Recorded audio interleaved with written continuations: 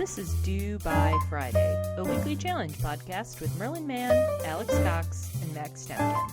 This week's challenge, read the vision.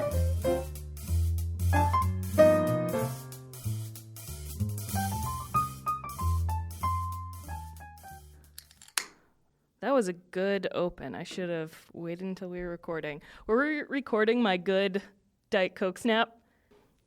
Always be recording. You never know when you're going to get a good snap. Hello. I should not clarify that we're running late, but now it was initially my fault. I was about 5 minutes late, but then Alex got up to get a Diet Coke, and then mic 1 wasn't working, and we had all sorts of problems, and Alex isn't sitting in her normal seat, and the studio is all weird, I don't like change. I broke the multi-million-dollar studio. It goes up in price every time. It's like Job Stewart. Well, no, it goes up every time. $3,000 studio. It goes up every time something's broken, because I'm like, oh, we should have spent more to fix that. No. Oh, we should have spent more so that you could be on mic 1. Don't I sound great, though, Merlin? I sound great. You guys sound a little overdriven. But wait, really? Can you pull us down just in the main mix? In the Motu. Oh, not in the headphone mix, in the main mix. This is good content, I think. It is. If Marco's listening, he's going to be I'm going to hear about it. Sorry, Marco. I can't keep it the same every time. People use it Shout out to our normal engineer, Chris. He's out.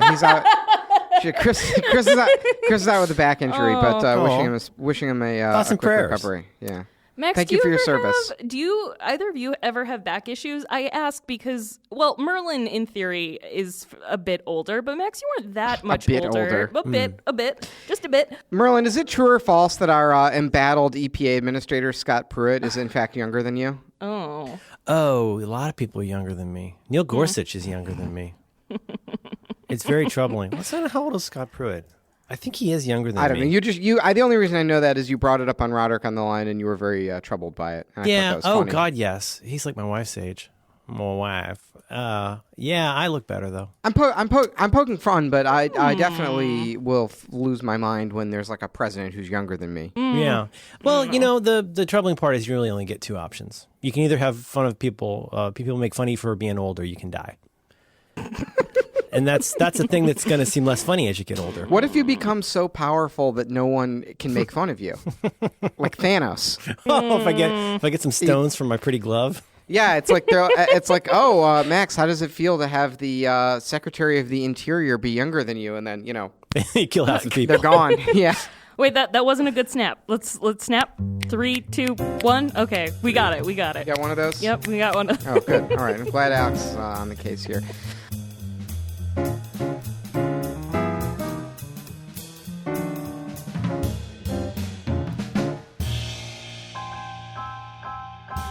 Well, what do you guys want to talk about this week? I don't have anything. The news this week has been so bad and so I will say, I think we've talked about this on the show before, but I've definitely turned a corner from it being, I feel like there were a lot of these early people in the Trump administration, like Sean Spicer that we made fun of, and there were these just sort of farcical, comical people, and I think maybe it hadn't hit me yet how much damage they could do or how scary things could be. And I really did love the Sean Spicer, the gum man. That was a good. Remember that bit? Mm-hmm. Yeah, Steve Bannon has an acid bathtub, and it's all just guys fun stuff. They were all such, Batman villains, and something just flipped of I'm not laughing anymore. Like mostly part of it is that I don't really know nobody I don't think knows who the decision makers in the White House are, because all these high profile people left, and I know they've been replaced, right? There's still people who are doing work and making decisions, but do you know who they are? I don't. Yeah. I mean, who reads more news I had the same us? feeling. I'm kind of on a little bit of a break from the political list. And that's not entirely true. I still look at it, but I don't know. It's all I don't know. It's what do you say? It's depressing. It doesn't feel like anything is really going anywhere, and just the bald corruption that's just okay with everybody just doesn't seem to be going away or getting addressed. And it's I'll check back in a week or two. There were two stories that I thought that people were, talking about on Twitter, and there weren't stories, they were takes. Mm-hmm. And I thought they were both, I more or less I agreed with both of them. One of them said, it's tempting. I don't remember. I didn't write them down, so I don't know anything about who wrote this or whatever. But one of them was to the effect of, it's tempting to feel like we're getting buried in Trump scandals. Like there's 300 different scandals every day. There's a new Is this the Atlantic scandal. Article? I just added this. To I think so. But it's the a premise very was, good article. Yeah, the premise was there's only one Trump scandal, and it's a big one, and it's corruption of the government. It's that these people are using the government and the people's money and resources to like enrich themselves. And I somewhat agree with that. Like I don't know. Like at this point I almost feel like maybe it's a tactic to But it feels like it's a skeleton key. Like we go back to Josh Marshall's razor about whenever you're wondering why something happened in the Trump campaign or administration, it's always the dumbest possible reason. Which it seemed like it proved itself hilariously over and over. But this article, I mean, sometimes it takes somebody saying the really obvious thing where it really is kind of the skeleton key. So this second paragraph is just this litany of all the things that are happening right now. And this is written by Adam Serwer, who isn't he the one with the cats? I forget. The preceding wall of text may appear to some as an abridged list of the Trump administration scandals, but this is an illusion created by the perception that these are all separate affairs. Viewed as such, the various Trump scandals can seem multifarious and overpowering. And it goes on, there are not many Trump scandals. There is one Trump scandal, singular. The corruption of the American government by the president and his associates who are using their official power for personal and financial gain rather than for the welfare of the people, et cetera, et cetera. And it's, it's like that. When I say it's like a skeleton key, it's like if you boil away a lot of this stuff and like, oh, there's connections. There's not really connections. It's just that every single thing they do is corrupt and or a lie. It's just, there's nothing they do that is true and not corrupt. Right. Well, somebody's making something or hiding something in everything that happens. There's a couple of facets to it. One is that the obvious thing is just that there is just bald-faced theft, right? Like there are people just self-dealing and just stupidly just taking for themselves. And that's maybe a smaller bucket. The second category is people who, by virtue of their past and who they are, they're almost incapable of making public policy decisions without being conflicted, right? Like Rex Tillerson is a good example. Like how the fuck are you going to make foreign policy decisions as Secretary of State and not have it have something to do with the oil industry or your cronies in the oil industry? Mm-hmm. Like almost any decision he makes one way or the other is going to be conflicted in some way to some special interest. And then there's the third bucket, which is the sort of it's this idea that like Trump is corrupt and has been corrupt his whole life, and he's into all this probably money laundering and all this petty bullshit. The small, stupid stuff. But also, he doesn't pay anyone. So he has all these other grifters in his orbit, but because they don't get paid by Trump, they have to come up with some sort of grift on their own. Yeah, they need a side hustle. Yes, they're like feeding on the dead whale that sunk to the bottom of the ocean. That's the Trump's grift, and then these people are all the little worms that eat the whale that falls every 20 years. Yeah. And I mean, the part about that makes it seem so sad and weird in some ways is that one of the selling points for this guy was that he's decisive and that he speaks his mind and that he is a successful business person. Even at the time, a lot of people said, well, he's not really that successful a business person. He's had these problems and he bounces back. But the way he bounced back wasn't by building anything. He got lucky enough to be on a TV show for a while and started licensing his name to be on stuff. But then you get this accretion of people with debt and legal problems who then bring more people, the fixers that they bring in have further debt and legal problems. And it seems like every time legal exposure, every time you bring in a new person, it just introduces more of somebody scrambling for side hustle to cover their debt or in some way trying to ameliorate their legal exposure. And there's not that many people who've stuck around that don't have that same problem in some form or fashion. Well, the second piece that I read that I thought mostly I agreed with it, although I felt maybe it was a little hysterical. But it was this idea of like, there's this idea that people are waiting for the line to be crossed. That there's like a line in the sand. Like yeah. Any day now they're gonna get some Jesus. I mean, don't you see people posting? Like I have a lot of sort of like lib friends on Twitter, and they post like. They'll post like a picture people of like Chuck Grassley are eventually going to be like, the ones we can really trust, and the John McCains, they're all going to eventually like line up and be like, oh, I can't believe this has been going on this whole time. Something must be done. Well, no, today. it's not even that. It's more of like it's like I see pictures of friends of our, like just normal people that we know who are just sort of normal like liberal people. And they're just like, if Trump fires Mueller, like I'm going to be out there in the streets, and they'll post a picture of like a big signboard, and they're like, I've got my sign like ready to go, like that kind of a thing. Like, just try me, Trump, and like I'll take to the streets. I've already painted my feudal gesture. It's like what more, like what, like I mean, it's happened, right? Like the line's been crossed, man. Like we talked about last week. They've got these like detention centers on military bases for the children that get separated from their families. There's the this week they're gutting women's health care. Like, it's like, what more, like what outcome are you waiting for? And exactly? the big one this week that's not getting as much attention, and I don't understand a lot of it personally, but it appears that a lot of the things, the Dodd-Frankish things that were put in place after the financial collapse. Yeah, it's the largest financial deregulation bill since the Great Recession in 2008. It is passed or is going to pass this week. I haven't seen it in a couple of days, but yeah, it's. But we don't even get to have a treat anymore. Where for a long time it seemed like that pussy blaster Robert Mueller was really on a path to destruction. We were all really excited about how that was going, and then it's like, well, will this investigation continue? And like, what's going to happen with Rod Rosenstein? And it's like Rosenstein, but like it's all going to happen the way it happens.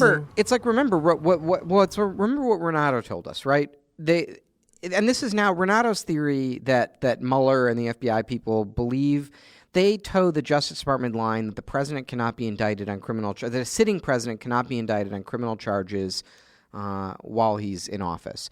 And so what we know, Renato walked us through this, but now it's been basically confirmed by Giuliani's flapping his fat mouth on cable news that basically they're going to create a report. Probably aspects of the report will come out to the public so that the people can decide for themselves. But one would hope that it's before. If not before the midterm elections, that it's like at least before the next general election. And they'll refer it to Congress, and Congress is going to have to choose whether to do an indictment or not. But, the likely scenario, like I think I'm more optimistic that we'll win the House than I was a couple months ago, although not, I know it's not a sure thing. I'm not as confident as some people are, but it's looking quite bad that we're going to win the Senate.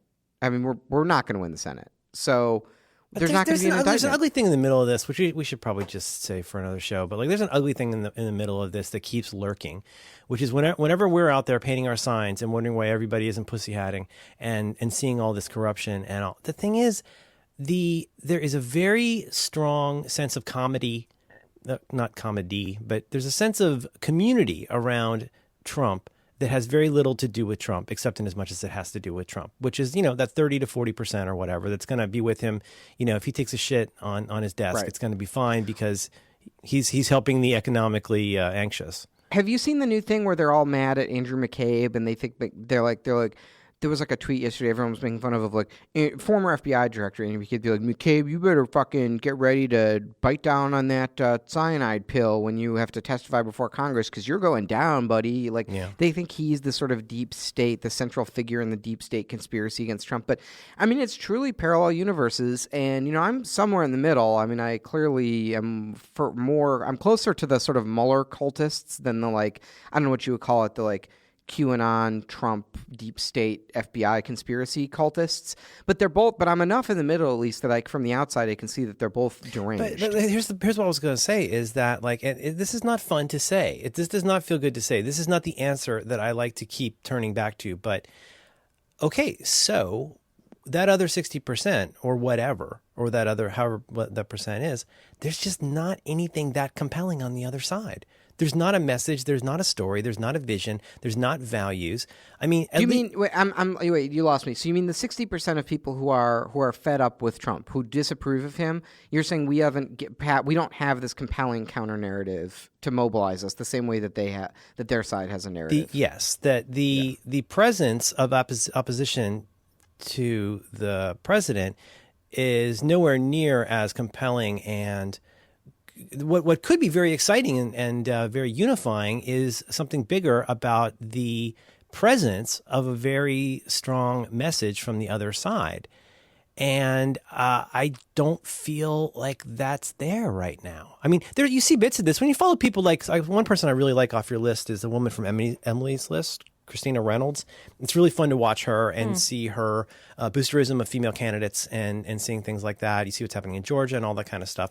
Yeah, that's all true and it's all good. But there's not a big unifying message about what I almost feel like we need a way to set aside the last 18 months and come up with a vision for what we do want that is assertive and is compelling and persuasive. And I don't feel like that's there right now. I don't think opposition to Trump is going to be enough. And I don't know what that message needs to be or who should be the standard bearer or the person drawing the sigil on their sign. I don't know who that should be, but I think that's part of the problem is there's this scattershot approach of a bunch of us rolling our eyes over here. And that's not a great look. It's not going to attract anybody from the middle.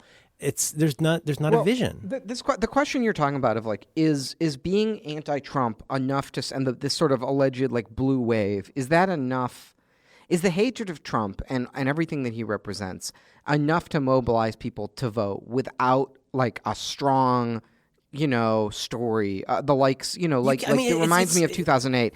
I think it's all I'm saying is we all agree. We don't like Trump. We wish he weren't there, and everything that's happening is horrible. But the way to make that blue wave happen is you're going to have to assert something different that's based on a vision of change and values that is kind of not with regard to Trump. And nobody wants to do that. Nobody can do that because he's the elephant in every fucking room. Well, let's just posit that's like a hypothesis, right? And that you wanted to design an experiment to test it, right? So the question that we want to know the answer to is, can you win a big national change election where based on people disliking Trump, but without really a compelling story on our side, or do people primarily need like a big personality and sort of a hopeful message and something exciting on our side? Right. Like, what better experiment would you design than the 2016 election to test that hypothesis? Like, we've already run this simulation.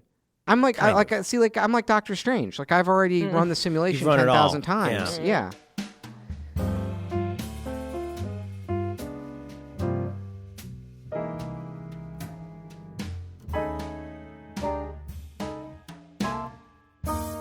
We tried running without a big compelling, exciting message on our side. The whole I see. Okay, I think then you see what I'm saying? Like the whole Clinton campaign's premise was Trump is disgusting, and when people went to vote for Trump, they hated him. His even among Republicans, his approval was very low. The way that he and his campaign and his proxies were able to frame it was, and they did this very cannily, is they know that the American people, I mean, there's a lot of hagiography now around the Clintons. But if you go back to what the Clintons did and went through, they definitely have some bodies buried. Not Seth Rich, but there's definitely some shit that went down with the Clintons. And hang on, let me get my watermelon set up here. Hang on. But it's that, I mean, I don't know, the answer may not be this cult of personality around one person, but there's not even like one message. Well, there's not even an economic, one of the things. But I'm just saying like just looking at, I'm trying to not editorialize too much because I'm just trying to represent what I know to be just the facts about that election. But like, It is the Clinton campaign's premise was we want to run hard against Trump and make this election a referendum on Trump. And if you go back and look at the convention and look at the messaging of the campaign, America is already great was one of the main slogans of the campaign after post-convention, right? Yeah. It was all about Trump. And when people went to vote, it is true that voters were highly educated about all of the negatives about Trump, including Republicans. And in exit polls and in polls of Republicans, they hold a low opinion of Trump. Like, not most Republicans, I don't even think like the guy, but they voted for him. They like got out of bed and voted for him because he was going to give them the stuff they wanted. They knew, okay, well, I'm going to hold my nose and vote for this guy, even though it's against many of my values, because he's going to give us the Supreme Court justice, and Mike Pence was sort of a signal to them, and so on and so forth. Well, and at least part of that message is what he would never do, but what he represented was very important.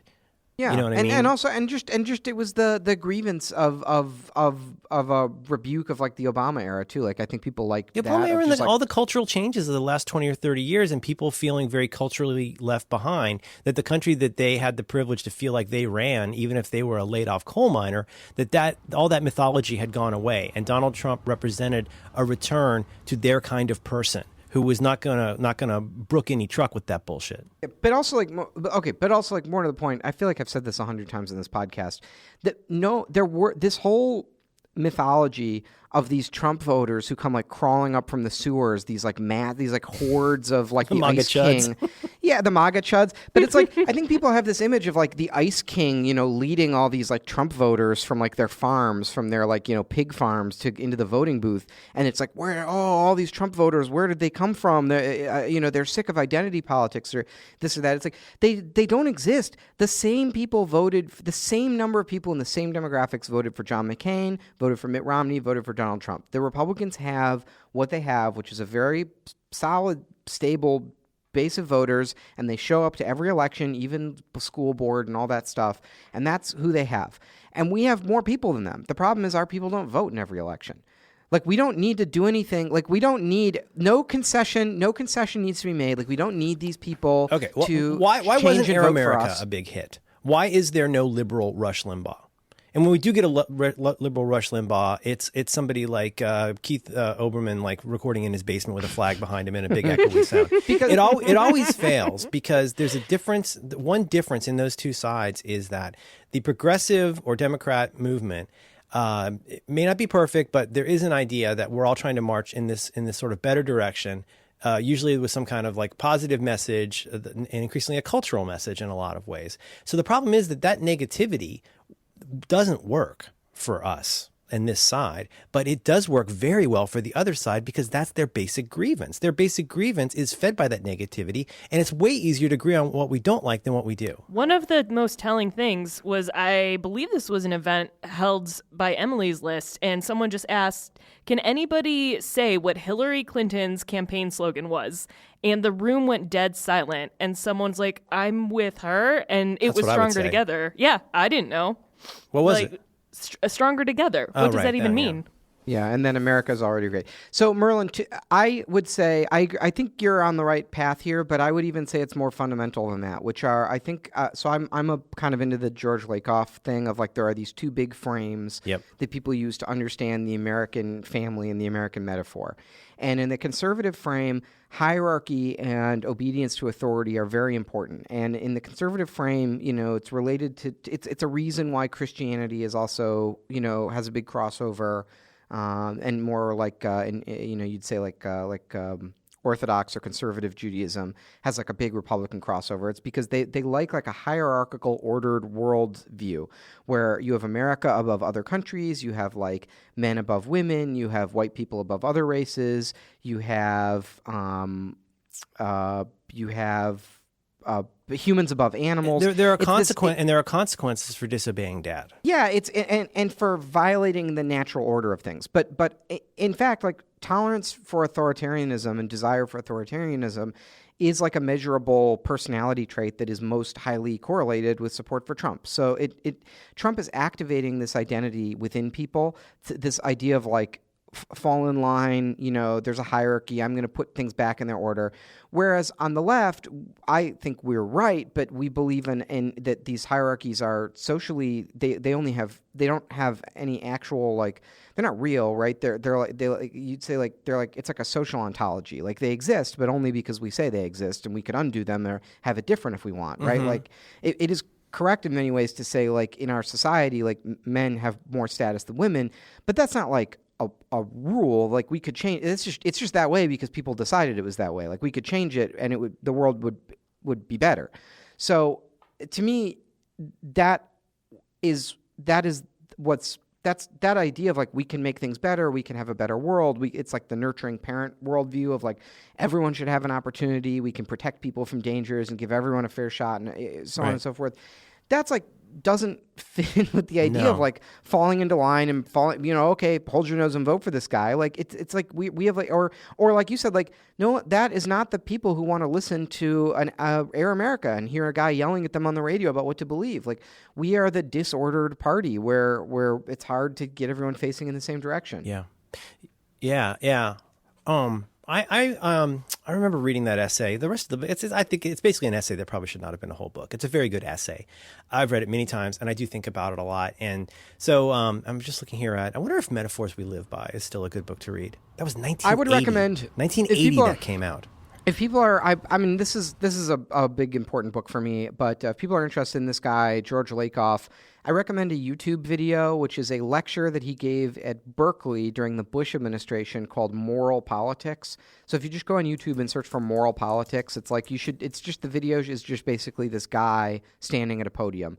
And I think that's your best bet. I think it's better than reading. Notes. As like an intro, I think that's better than reading any of his books. It's a pretty fun lecture, and a lot of what he says about the Bush administration. As everybody knows by now, and as you have just said, in Metaphors We Live By, and Don't Think of an Elephant, the basic notion is that it plays off of his idea that metaphors, so the idea he first put out, as far as I'm aware, in Metaphors We Live By, which is that metaphors are more than an analogy in culture. And in America, there are certain kinds of metaphors that come to define the reality of things. What are some of the examples? Love is a journey. Various things end up getting often placed in the context of war and war analogies. Sometimes in business, you'll hear that. But the basic one, as you say, is the stern father and the nurturing family. But, one thing that's interesting if you look at that model is because I am so interested in the people who end up supporting Trump, not in the New York Times profile piece way, but I think there's a lot to be said for that idea of feeling left behind. Economically, but also just culturally.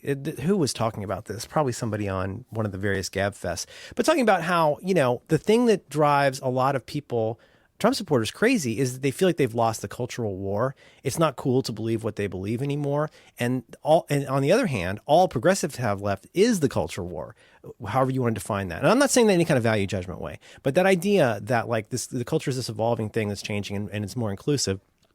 And that, the person who is the laid off coal miner is not the hero of our story anymore. And in that model of the family, though, I'm interested in who you see yourself as in that metaphorical family. Because I think a lot of Americans, especially a lot of American men, feel like the older brother of a large family. And so on the one hand, you say like strict father. Well, does that mean that I'm being sort of like dominated by this father? No, that father who runs everything and whose values I'm constantly enacting in life, I'm empowered by that father. I'm basically the project manager for America. Like when I'm go out there doing stuff and making my own particular grievance sign and wearing my red hat, I'm speaking for dad. Power is conferred to me through dad. So when you attack dad, you're attacking me. Does that make any sense? Yeah, it's not quite the same thing that Lakoff talks about in his book, but it's.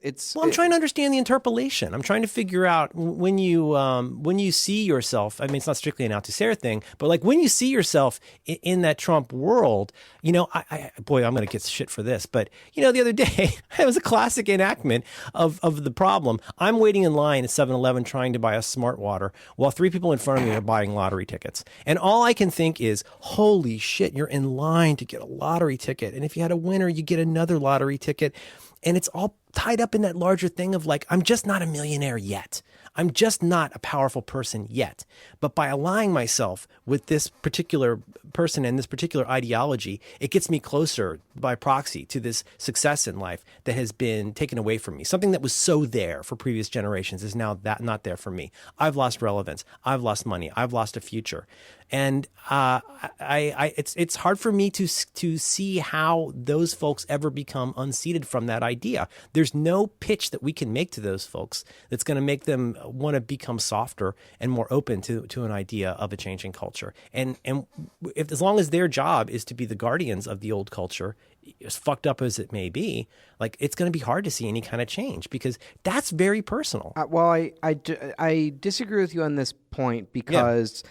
Like I said, we don't actually need them to vote for us to win elections. In fact, it doesn't matter if they vote for us or not. Wait, what do you mean? So you don't win election. People, I mean, I was just said this a I minute pitched ago, that poorly. I actually agree with you on this point. There's not a lot of sense in wasting a lot of time and resources on trying to get people to switch from Trump to whoever. But we don't need those people to win elections, because you don't win elections by changing those people's minds. You win elections by getting the most votes.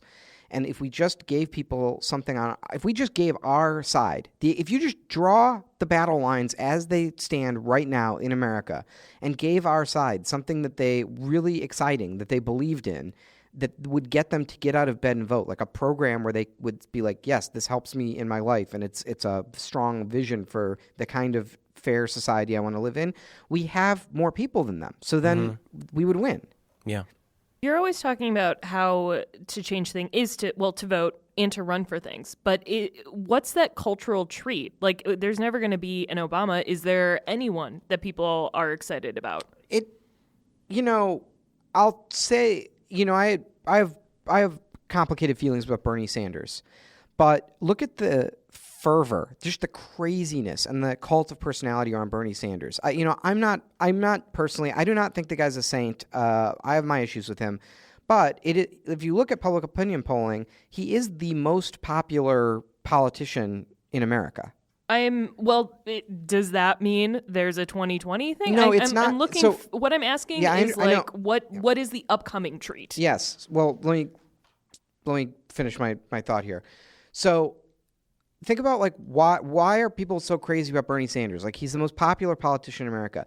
But like, what is likable about him? He's like a disheveled old guy. He's not a particularly great speaker. Like, he doesn't have it, like Obama, there was this civil rights message, right? It was like, we can elect the first black president. We can live in a, and I'm not black, but I want to live in the country that would elect a black president. So I felt very personally and strongly about the civil rights cause of that campaign. Like, there's nothing about, and Sanders doesn't have that. So, there's nothing about Bernie Sanders that makes him a good candidate. It's just that he offered people something they wanted. He's a cipher in a lot of ways. Like Trump, he was an avatar of seemingly principled moral aggrievement. That's, if you can find somebody that lets you be angry, it's going to be very attractive. I actually disagree. I mean, maybe I don't know. My read on Bernie Sanders is different. I think that I'm not talking about him. I'm talking about his followers. Maybe. I think that the appeal of Bernie Sanders to his followers was that he told people that they could have things that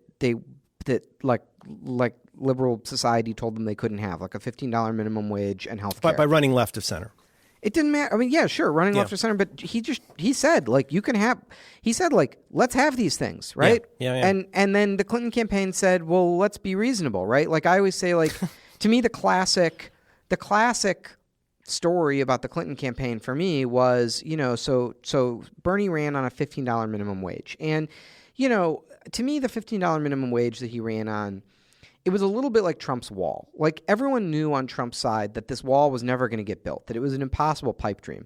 But it was such a great image, right? You could fix it in your mind, and it stood for all of this cultural stuff, right? The taking back of power. We're going to kick these immigrants out. You're going to get a high-paying manufacturing job because the immigrants are going to be gone. It stood for so much in people's minds, and it was this picture, right? You picture like the wall from Game of Thrones. And it was this big visual metaphor that you could just fix in your mind. It didn't matter whether it was realistic or not. People believed in it. That's what it means to inspire people. But it also had those elements of you're building something, and it's a civic project, and it's going to fix this problem that has been in the back of my mind. Sure. And the same thing with the it isn't like signing something at the UN. This is a very masculine wall that we're going to make. Sure, and the same thing with the $15 minimum wage. It's this symbol that people could fix their minds. People imagine themselves making $15 an hour. They think about how much better their lives would be. It's a big round number. You can hold it in your mind, much like the wall, and imagine how empowering it would be to you individually to have the $15 minimum wage. So now go to the Clinton campaign, right? Hillary's a very savvy politician, probably one of the smartest unlike Trump, actually a very good deal maker and very much understands the political dynamics of our day and age. And she's a pretty cold realist and can get shit done. So Clinton knows that what she can get through Congress is a $10 minimum wage, but federally. But nobody wants a $10 minimum wage. Yeah, $15 an hour to do what? Nobody, that very rarely comes up, is like, what are you going to be doing for $15 an hour? Well, so Clinton knows, she knows that what she can get through Congress is a $10 minimum wage, but what people want is, and what they're holding in their imagination is the $15 minimum wage. So the campaign comes out for a $12.50 minimum wage. And that was their big compromise policy proposal, was like, don't you want a $12.50 an hour minimum wage? It's like, no, nobody. At job to be determined. But nobody wants. Well, but for all these people that used to have manufacturing jobs that are Walmart greeters or are working for Amazon now, like that, we're not getting to that thing of like, well, what are you going to do for $15 an hour? I mean, I hear you. I know that that's an issue, but also like there's a enormous number of Americans who make minimum wage. Like, yes, like I raising take your the minimum point, wage. Like, I'm not talking about all the different policy things that everyone could do, but just this one basic, issue. You know what I didn't know? I learned on Love It or Leave It. There's that woman on Love It or Leave It. Was so interesting. She works in like food service, like lobbying and activism, and basically trying to get better, all kinds of better stuff for people in food service and trying to get them to vote. And she had a very interesting POV. You know, it's still like under $3 an hour is still the minimum wage for tipped workers. Yep. On top of which they now want a policy. They want a policy where, like Sammy on the ABC Amy's Baking episode of Kitchen Nightmares, they now want owners to be able to keep the tips. Yeah, well, they did that. In fact, I think that might have gotten pulled out at the last second. It almost passed in the budget. But I think it might have gotten I see what you're saying, but you're saying for people who who do have jobs, something closer to a right. living wage. I mean, this is another thing that's used to defeat. I mean, listen, like people want a $15 minimum wage. It polls very highly. Most economists think that there's that the downsides are exaggerated or imagined. It's good public policy. We should have a $15 minimum wage, and many states do have a $10 to $15 minimum wage, and those states are doing fine. So it seems to be pretty good public policy, but like there's lots of reasons. Like this is actually a classic tactic that that liberals will use to say that they're against a $15 minimum wage is they'll go, well, they'll do like whataboutism, right? Where they're like, well, what about these problems or those problems? Yeah, or like your thing of like, well, what about people who don't have a job or they miss their old job or they want a manufacturing? Sure, that's a problem too. We should fix that too. But also we should have a $15 minimum wage. Like it's that we can do it all.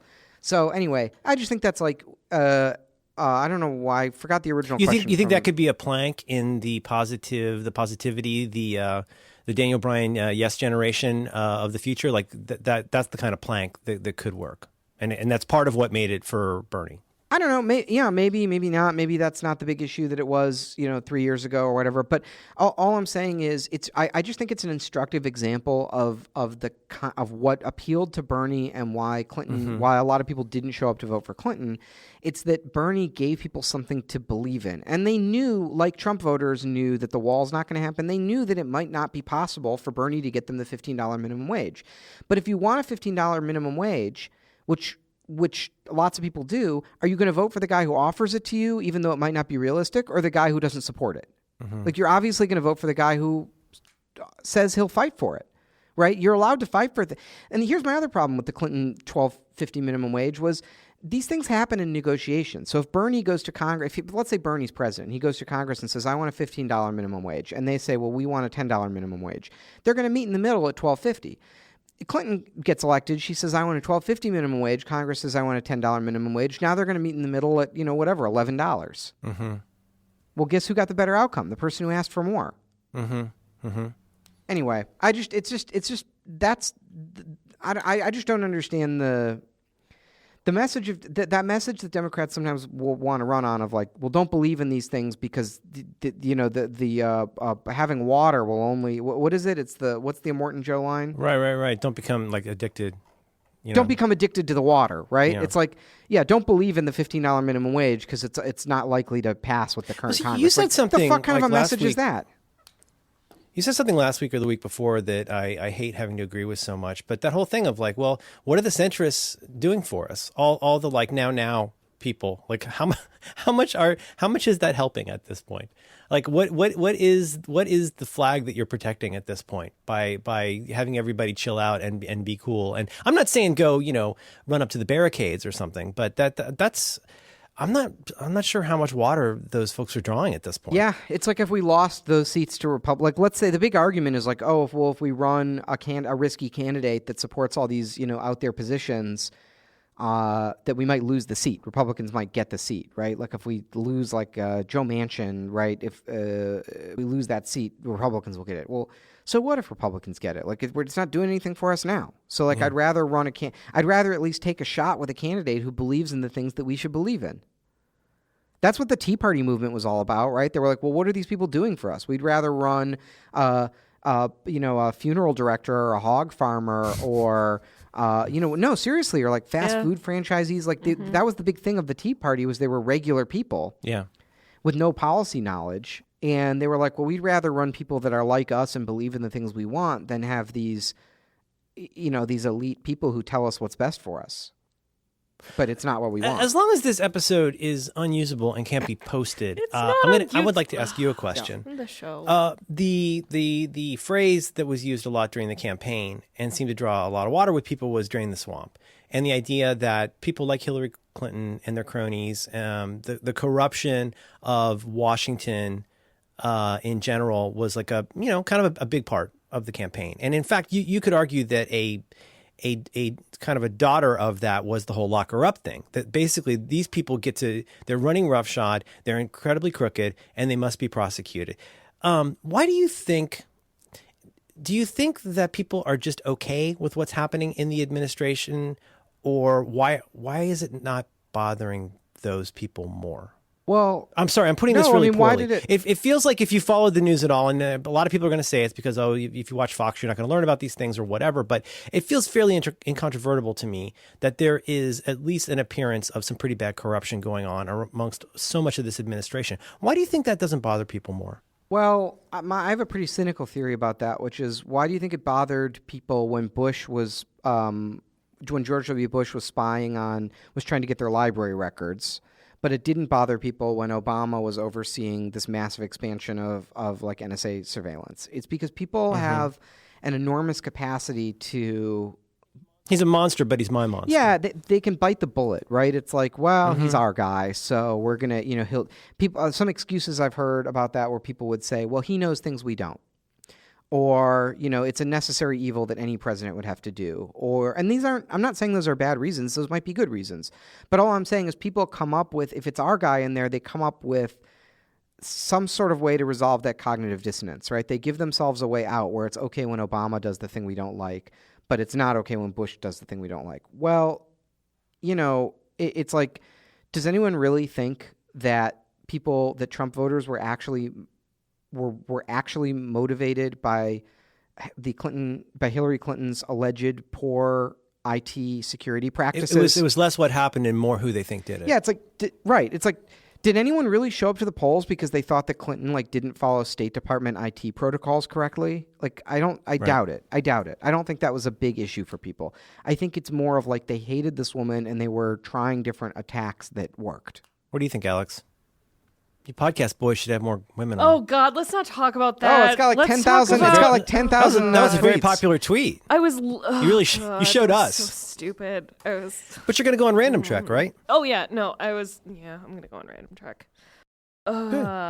Why do you regret that? I thought that was a good tweet. No, it was literally a sub. What inspired? Can you first of all tell us what the tweet is for our listeners? Oh God, I don't even remember. Yeah. I was like, have more I'll women find on it and read podcasts. It was so stupid. It was one of those things that make no change whatsoever. It doesn't matter. It was stupid, and it was because I was talking to one of my friends at Google who was like, I would listen to podcasts that women are on if anyone was on them, and I was like, you've lost your mind. It was actually supposed to go on my private Twitter account, and it didn't. You have a private Twitter account? Nope, I don't know what you're talking about. This is at Alex Cox one day ago. Hey pod boys, you should have more women on your shows. Women talking about tech, women talking about Apple, women talking about whatever. Guess what? I'm a woman. Don't like me? That's okay. I know other women. There are a lot of women. 144 retweets. 981 faves. Made a lot of 981 progress. 30 comments of people arguing with you. What inspired this? I told you. I was just mad at a guy who. What did he do? He was just. We were arguing about women in the media, and he was a dingaling, and it was a pure. Was his position that there's already plenty of women? Yet that women don't take action, and it's like, well, there aren't women there, so it was. You mean It's just it's STEM all over again. What does that mean? Women don't take action. That they don't make their own stuff. That they're not. It's the same. He has the same argument around. The reason that women don't get nominated for Academy Awards is because there aren't enough women directing movies. It was just a purely reactionary, dumb tweet. That's the end of that's the end of that story. There's nothing. It's a good point. Maybe one thing we could do to amplify the signal a little bit. No. Why don't we talk about some of our favorite? Hang on. Why don't we talk about some of our favorite podcasts featuring men? Do you guys listen to any podcasts with men? Those McElroy brothers are okay. Oh, they're good boys. But unfortunately, they have some shows with their wives. There's more women than I would like on the Slate podcast, especially the Double X show. There's way too many women on that show. I like the men on This American Life, but the women have that vocal fry issue. Oh, the vocal Chase. fry is so bad. Gross. They can. You just made it funny. That was good. Thank you. I can't do it. Griffin's got a lot of vocal fry. I don't even. How do you make a vocal fry? It's just my groan, but when you talk.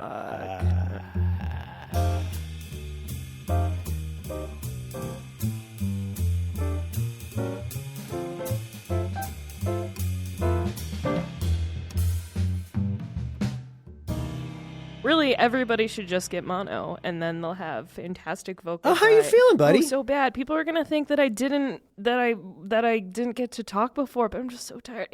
I feel great at 9 a.m. and then I'm confused about this. Because, it's a made up thing that I made up. Okay, so you do What, or you don't mono? have mono? I do have mono. Okay, so it's not made up. No, it's not made But up. are you contagious? No, it's not. If someone were to If you had more initiative, you wouldn't have mono. exactly, if I didn't, lick so many people's mouths. But wait, you do have mono, but it's not contagious. No, if someone shares a drink with me, or rather, if someone had shared a drink with me in the past, When you were in the contagious point. correct. Yeah. Yeah. I like the new vocal fry. Correct. That's right. Okay, pop quiz hot shot. If you could do a podcast, you could say you could do a show, but if you could do an episode, if you could talk to anybody on a podcast, who would you want to talk with, Alex? That's really hard. I'm not even doing a bit now. We're gonna get letters. Oh, I know that I can't even think of somebody. That's okay. That's Like I say, it was a pop quiz. probably Laura Jane Grace, actually. Interesting. Yeah, I'm trying to think of the women who don't talk in public a lot, because that's and she's out there singing the lady songs, but doesn't really talk about stuff. I like Jill Lepore. I don't know.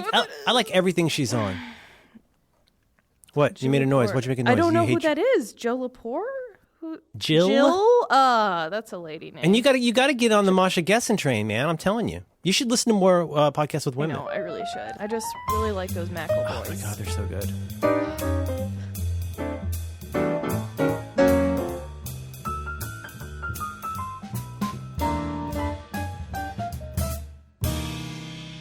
One more question for you, Max. How much you talked about getting people out of bed, and I keep thinking about how many gifts there are of Hillary Clinton versus how many gifts there are of Trump, and how they are used by both sides. I don't know. I want my treat. I want a treat. You mean like her falling down and stuff like that, getting hit by a golf ball, that kind of thing? They don't exist. No, I mean they exist and look at she's having a seizure. Look at she's having a seizure. Whereas people on both sides that are smile. That smile. like the Trump eyebrows, and it's like, I think it was more. I mean, I'm not sure what you're asking, but I think it's true that it was more fun to be a Trump supporter than it was to be a Clinton supporter in the last election. Well, it was more fun to be a Trump hater than it was to be a well, I don't know about that. Being a Trump, it seemed pretty fun from the outside. outside. I'm not saying me personally. I'm saying from the outside, it it seemed pretty fun to be a Trump supporter. You were part of this empowering social thing. And you go to these rallies, and you get this guy would go yell, and you get all fired up. There was like great merchandise. You wouldn't have to interrogate your was a whole- differences. You could dive straight into like, no, we just can all agree that this is a lot of fun and we love this. Yeah, it was his rallies seemed fun, right? Airplanes would fly over, the Trump airplane would fly overhead, and people would cheer. There was a whole fashion thing with the red hats. Like it seemed seriously, it gave Chants. people, They had chants. It gave people chanting and wearing the same hats and going to big rallies. It gives people a powerful feeling. It activates in-group identities and gives people a feeling of empowerment and belonging to a movement. And it seemed very fun to be a Trump supporter. Now, please don't get mad at me. Like, I worked on the Clinton campaign. I staffed many Hillary events in Chicago. I went to the convention with the campaign. Like, I worked for the Clinton campaign. So I was a Hillary supporter, and I did everything I could to get her elected. So please don't get mad at me. But it was no fun to be part of that campaign. It always felt like we were supposed to be outraged and scared and divided and anything. And you didn't even get to be the underdog. Part of the Right. problem was everybody just agreed. Nobody disagreed that she would win. Right. Everybody knew she was going to win. And so, I mean, he got to be the underdog too. Yeah, it was this inevitability, right? It's like if this were leaving out the politics of it, but just or the policy or the differences, but just looking at the stories of the campaign, you had this really powerful, ruler who's the wife of the previous ruler. Right, with every institutional advantage and all the infrastructure, and she's got this well-oiled machine, and it's all professional, and all the data says that she can't possibly lose. And then you have this like scrappy underdog and this unlikely character, and these people who, all these people who are saying like, oh, I've never believed in a candidate before. Like, it did have the feeling of like one of those like fun insurgent campaigns. And like, I'm not saying. I hope people understand the point that I'm trying to make here. It's not that I think Trump was right. I just think that that was the moment in the culture. It was like, it was more fun. It was more fun to like be a Trump supporter and get to go online and like say abrasive things and upset people and, be a troll than it was to be a Clinton supporter and have to like educate people and post facts and debunk myths. And you know what I mean? Like, it's way more fun to just be the underdog and fight a guerrilla war. Yeah. Yeah. Foam fingers and torches are much more fun than policy. Well, I mean, clearly things have flipped, and now we get to run a change election, which is much more comfortable for Democrats. Like we're definitely naturally sympathize more with the underdog, and it's a good position for us to be in. Like, I'd rather be us than them heading into the next couple of election cycles. But I don't know. I get scared listening to popular media and seeing the discourse. I get scared that we haven't absorbed all of the lessons that we should have from 2016. You want to talk about furniture? Will furniture make Yeah, you that was fun. happy? So speaking of podcasts with women on it, we were having a little text chain about the most recent episode of Merlin's other show, Reconcilable Differences, with John Siracusa. Do you not want to talk about this? No, I'm just so sad. Why? I'm sad and I'm tired. All right, welcome. I ate some pepperoni. I welcome. should have eaten something Wait, else. it Had is- some pepperoni and a coffee. Oh, well, okay. Hold. What?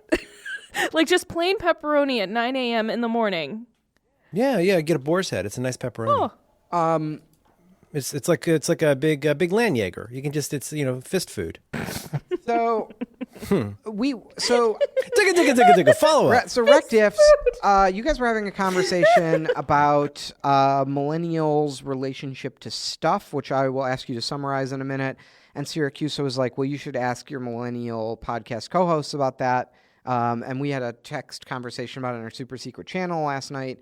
So I was just curious, could you sort of set this up for us, and then maybe we can. I actually am dying to know what Alex thinks about this, because Alex is me way too. more in the wheelhouse of this than I am. But Of the neurotic people on this show. I mean, I did not mean this as any kind of an edict or overriding observation. It was more of what do you think about this idea? Because I have to say, part of the jumping off point is I'll never understand why Alex cares quite so much as she does about backpacks. That was one of the jumping off points, was just the huge level of agita that you have gone through about backpacks.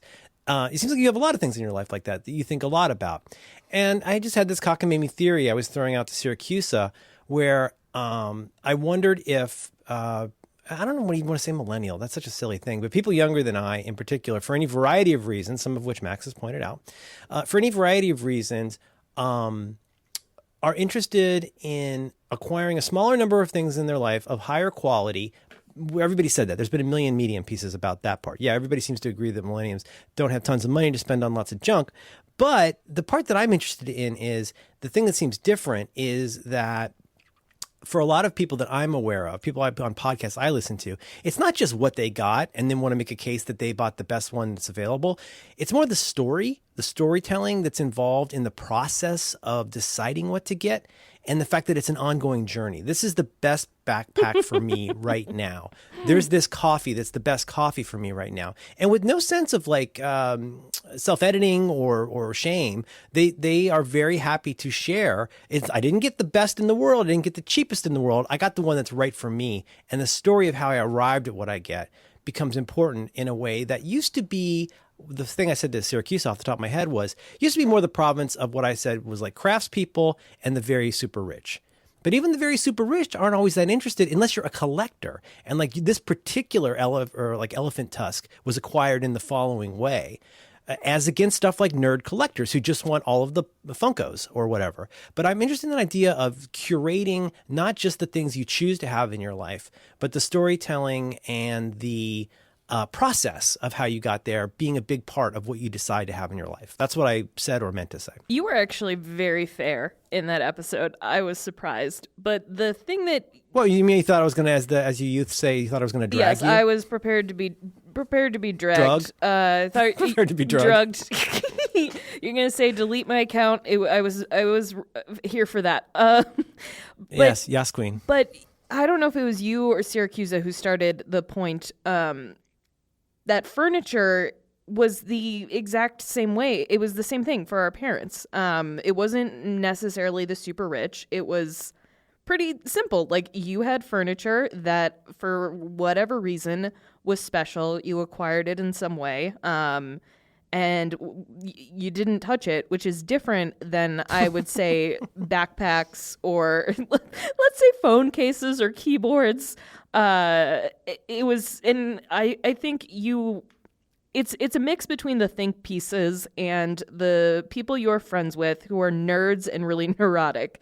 Like, we don't have that much space, so we get IKEA furniture and don't care that much. That said, Max was very nice, and literally years ago, got me a gift card to West Elm, and just last month, I bought a chair, and I was so stressed about buying a chair that would cost like anything over $50 at IKEA, because I don't want to be part of that. It's really hypocritical. I don't want to be part of that generation that idolizes something that is like a throne in their house that nobody gets to walk on. I don't want to have the magic carpet that you roll up and then there's a line on the floor because nobody has stepped on the other part of the floor. I worded that poorly. And the whole like freaking out over backpacks thing is, I think, more of a neurosis than an actual cultural thing. And the storytelling part is because it's entertaining and funny. Like, the last 5 episodes of ATP of Marco's backpack journey is just as entertaining to people who've bought a series of cars over their lives. You know what I mean? I think that's a defining Marco characteristic in a lot of ways, is his sudden interest in a thing, whether that's watches or coffee or being able to play records on an Arduino or whatever it is. That's part of the fascination, is like seemingly out of almost nowhere, he suddenly becomes extremely interested in all of the details about something. He becomes a connoisseur of something like fairly quickly. It's also a defense mechanism because there's nothing, it's something that you can control. Can I make just a suggestion? Mm-hmm. And I want you guys to run this, but I'm just tossing out an idea here because I was turning this over in my mind this morning and what we talk about. But like, I feel like one way to think about this, or one way to frame this a little bit, because I do really want to hear what you think about this, is first of all, like, I feel like it might be valuable to separate the "is this a thing" from "why is this a thing." Yeah. Like, first of all, am I right in thinking that this is a thing? Because I think there are plenty of arguments to be made that this is not a thing. I think John presented some of those. He talked about things like hi-fis. You look at, like, is this really an age thing? Is this a generational thing? Is this, we get into then, like, is this for the, like, what makes this a thing? You get into the economic stuff. But, like, first of all, do you not feel like, I think about things like a couch. Have you ever bought a couch?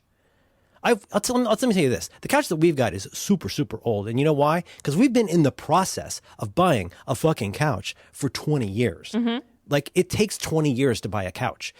You got to find the right couch. And there's so much.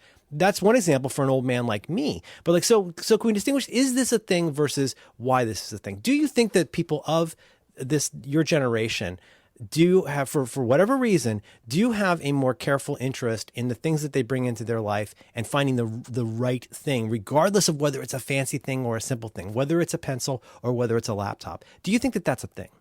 It's okay to say no. To a degree, I think it's actually more prevalent among people who grew up in like upper middle class societies, because we saw furniture being rotated in and out. We saw like this consumerism that made us feel gross, and we saw like the green movement and stuff like that. It took me 3 years to buy a chair. I showed you the chair. This chair is very funny to me, Alex. Here's the thing, though. It looks like a chair. I mean, no offense, but this is not a good chair. It's perfect in every single way. This is a chair that a father sleeps on in a birthing suite. It goes back. It's a birthing suite chair. Yes, this is an institutional chair. This is a hospital chair, Alex. This is the kind of chair that you would find in a college, in the lobby of a college building. Or like when the friendly nurse says, "Oh, and by the way, that chair turns into a bed. Yeah. See you later."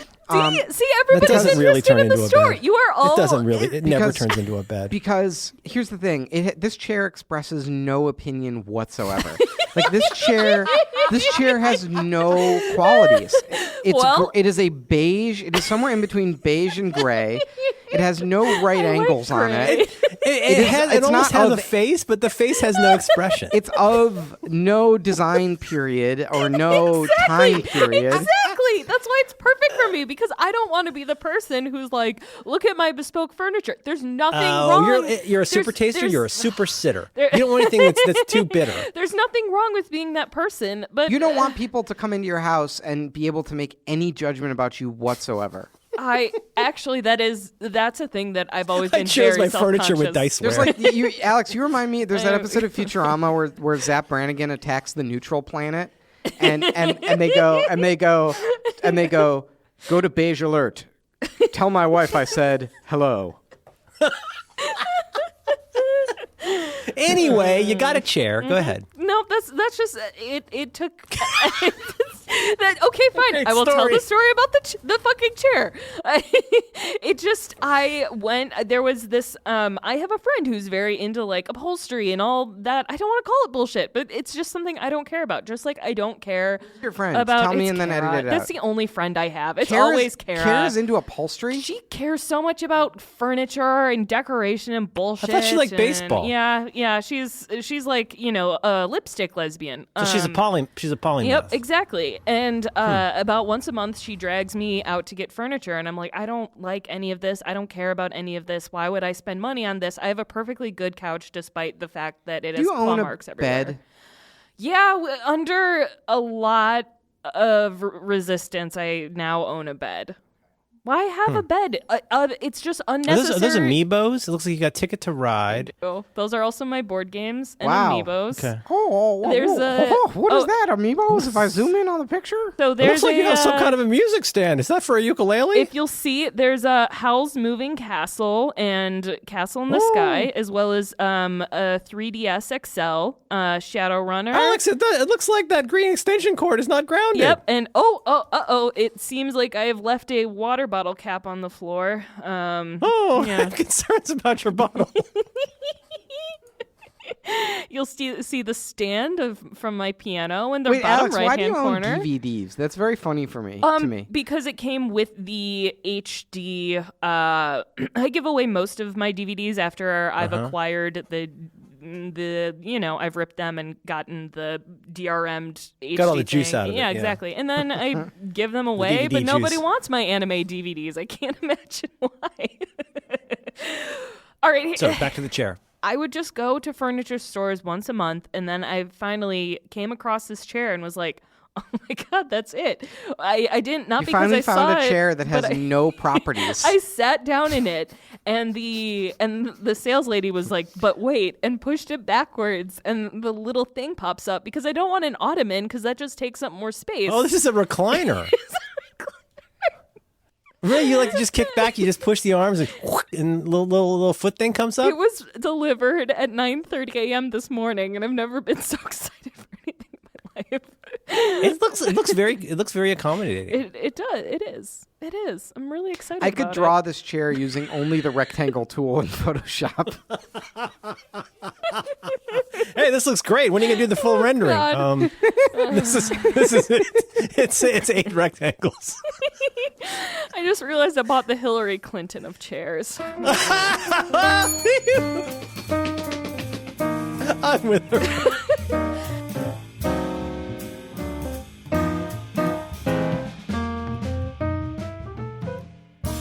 Doug Dig, it was Max's challenge this week. Wait a minute. What? Okay, do you want to Are we talk more done? about the millennial? I'm editing in my head mostly because I thought Max had a meeting. Because I thought Yes. Max would want an opportunity, and probably you would want, if it is a thing, you'd want to talk about why it's that way. Max sent me, I think, a 7-point plan. Max sent me 7 bullets. Well, I was Hold on, It's hold really interesting. It's interesting. It's like, it's like one of those things of like, I've never really thought about this before, but when you guys were talking about it, I was like, no, that is a good observation. Like, I do think millennials have a different relationship with stuff than the older generations before us. In some good ways and some bad ways. And the more I thought about it, the more I thought I thought of a bunch of reasons why. The main one I would say is like, I just think that being on the internet all the time, for me, it really changed how I think about stuff. So, I think there's this idea for our parents' generation, slightly older than you, I think, Marlon. There's this idea for our parents of luxury. Certainly for my grandparents, they had this idea of luxury, but I think it carried through to my parents. And the idea of luxury is you want to like own the right things so that you're comfortable all the time and you have the stuff that you want in your house.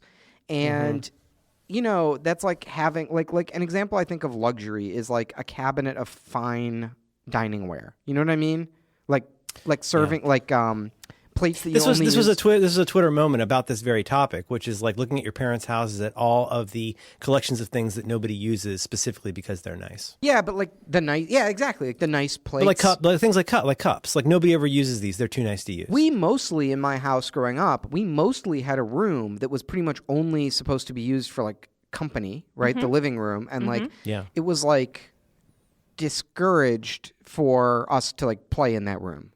Like it wasn't like an off limits room or anything, but definitely we couldn't like tear shit up and leave our toys out and stuff like that. It was like, it is a kind of luxury though to have enough house that there are parts of it that everyone agrees not to use. sure. Yeah. I mean, it's also very Midwestern, I think, to have a room. I think yes. I think that's highly Midwestern that you have a room that's like the nice room that you're not really supposed to use so much. But anyway, I think the internet came along and it really changed the idea of luxury. And I think it's a combination of that you're on Instagram all the time and you can see these great experiences that people are having.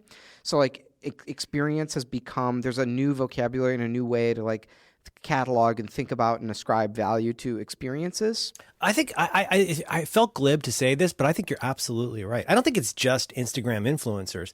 I think there's something to be said about obtaining an idea of what would be good for me and then being able to show people how you use that or cause that to be in your life. Well, it's very hard. Unboxing videos, right? I mean, stuff like that. It's just hard. I think experience. The secret of like consumerism has always been that experiences are more valuable than things. And that's old, wisdom. But now there's like better ways to like talk about that and give value to experiences. But also, the other thing is just very mechanically, like I don't give a shit about stuff. Like I can get stuff on Amazon delivered the same day almost whenever I want it. So it's like stuff is very fungible. Right. It's like I said in the text, it's like, the difference of like stock and flow. I just had to look it up on Wikipedia, but I would love for you to briefly explain that because it's a very interesting concept. Yeah. Let me pull up, I'll read the Robin Sloan thing about, let me see if I have it in my notes here. Well, Max does that. Let's look at the floor plan of my childhood home. First floor, there's a dining room, a living room, a kitchen, a playroom, and a family room. The dining room and the living room were never to be, you never ever go in there.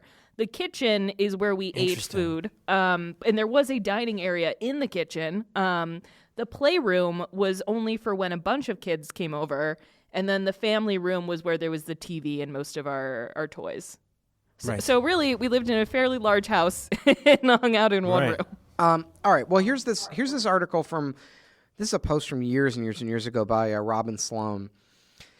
He said, I was an economics major in college, and I've been grateful ever since for a few key concepts that it drilled into me. Things like opportunity cost, sunk cost, and marginal cost. I think about this stuff all the time in my everyday life.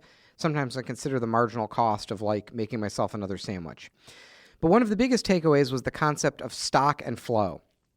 Do you know about this? Couldn't be simpler. And really, it's not even that much of an aha. There are two kinds of quantities in the world.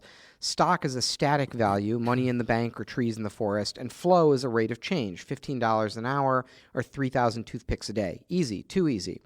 But I actually think stock and flow is the master metaphor for media today. Here's what I mean. Flow is the feed. It's the posts and the tweets. It's the stream of daily and sub-daily updates that remind people that you exist. Stock is the durable stuff. It's the content you produce that's as interesting in 2 months or 2 years as it is today. It's what people discover via search. It's what spreads slowly but surely, building fans over time. So I just think about that post and the idea of stock and flow all the time, and I think it's a really good explaining tool for lots of behaviors. But anyway, with regards to stuff, I just think I've definitely started to think the internet has changed the way that I think about stuff to make way less stuff stock, meaning like it's things I have to have it in the house all the time, and way more like flow. Well, like if I need that thing, I'll get it, and then when I'm done with it, I'll give it away or sell it or get rid of it, right? It's like it's more of a stream. Yeah, but it's like ease of access and like accessibility of like how quickly and affordably you can acquire it. Yeah. You can get the information you need about this bucket of bleach. Like you don't need to go research it that deeply, but you could if you wanted to, and then somebody can bring it to your house in 2 hours. Well, I think some obvious examples are things like tools, bicycles, cameras, things like that, where it's like it used to be that like there was this crazy thing of like everybody owned like their own set of power tools, even though you only use them like 4 days a year. And for the most part, like I don't own that stuff. I just borrow it from a friend or I rent it from Home Depot or something. You know, it's just like I don't know. Like it doesn't help that people keep stealing your cordless drill. Well, I'm on alert. I mean, don't steal it, as a matter of fact, because I have a series of booby traps and cameras that monitor its safety all the time. Mysterious potato. Yeah, it's just like I don't know. It's just like stuff is like in a way, it's like I don't know. It's like so it's just like it's moved stuff out of this whole category of like luxury for me, and I think there's this final idea of like for our generation that liquidity is the new luxury. Liquidity means like your ability to liquidity, like with cash, right? Well, as my friend Dan used to say, my friend back in college, you are your options. Yeah, exactly. Yeah, liquidity is what you can do, and like if you have a ton of stuff like fancy furniture and couches and stuff, it weighs you down. Well, you're like somebody on Shark Tank that's like way overbought. Now you got all this stuff, and you got to get funding to be able to send out all the stuff you got. Like that's not liquid anymore. Exactly. So I think our generation just very much values liquidity. I think some other things like feeding into that are more obvious are like, number one, our generation is very, very broke. In fact, I think I might have sent an article on our Super Secret channel yesterday that like this idea of millennials born in the 80s are like the lost generation because like we now know that they'll definitely make less than their parents. This might have been in like the Wall Street Journal yesterday, but like holy shit, like when I graduated college, like it was fucking grim. Like nobody I knew had a job. Like everyone was broke. Like I knew people who killed themselves. I knew tons of people who moved back in with their parents. Like that's not what was promised to us when we like worked the system and went, got into the advanced math class. Well, yeah, and you leave a liberal arts education with maybe a couple $100,000 in debt. Yeah, right. It's suffocating, and it was really, really grim graduating. And I graduated in 2009. And that was really, really bad. Not a good time to be entering the workforce.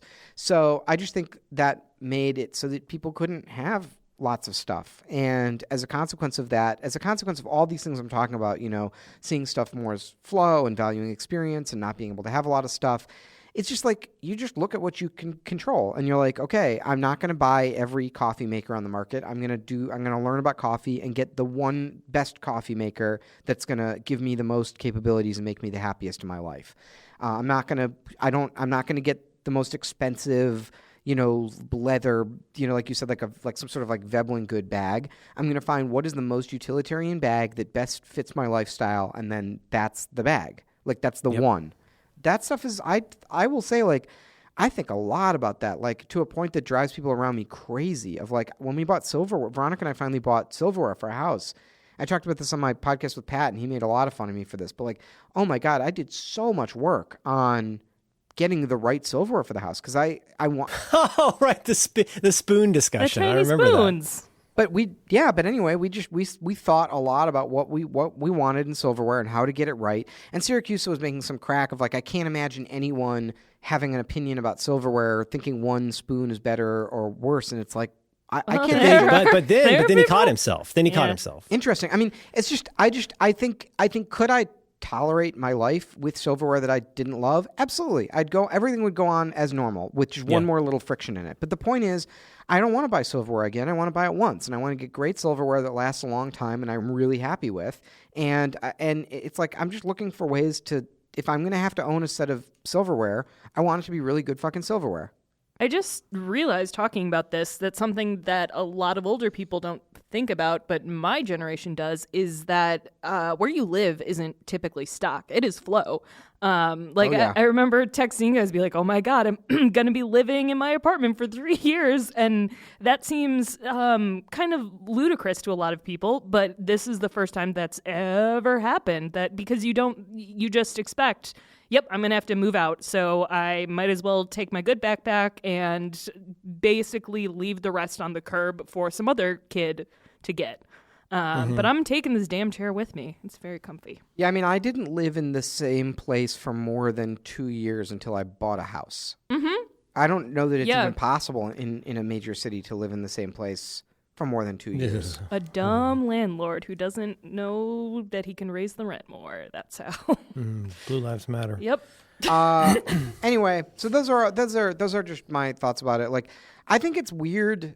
I mean, is there some like conceit and some craziness of millennials, like, having opinions of like you go to a party and people are talking about which brand of candle or shaving cream or pencil to buy, and that's like the pencil answer is easy. It's a Palomino Blackwing. Oh, of course. Ooh, I would say Ticonderoga Dixon number 2 if I had to pick. Really? Yeah, that's why we have those at the office. What'd you say? Ticonderoga Dixon? Oh, I think it's the Dixon Ticonderoga. Sorry. Dixon Ticonderoga number 2 pencil is my Were you favorite. the one that doesn't like the rectangular erasers? Is that you?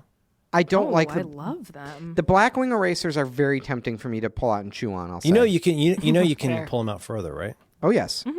Yeah, they're like a little pencil. They're like a little candy. Those are a nice pencil. Those I don't deny that that's a very good pencil. I like the matte finish, and I like the darkness and thickness of the line, the softness of the lead. But anyway, I think a lot of people do have preferences about this, whether they think about them or not. I mean, there's a great quote from some philosopher. I'm gonna say Wittgenstein, and he said something to the effect of, every day I have a piece of toast, and I just realized that I absolutely love lightly toasted bread, and I absolutely hate dark. And you may not realize it for a while. Yeah, here it is. Yeah, here it is. That's a case for life hacks. Here it is. Alex, edit this in so I sound smart. He said, "It's truly strange how long it takes to get to know oneself. I am now 62 years old, and yet just one moment ago I realized that I love lightly toasted bread. Simultaneously, I also realized that I loathe bread when it is heavily toasted. For over 60 years, and quite unconsciously, I have been experiencing inner joy or total despair in my relationship with grilled bread." So, which is like rings very true to me. Of like sometimes I have those moments of like, oh my God, I hate this or I love this, right? And I didn't realize how happy or miserable it was making me.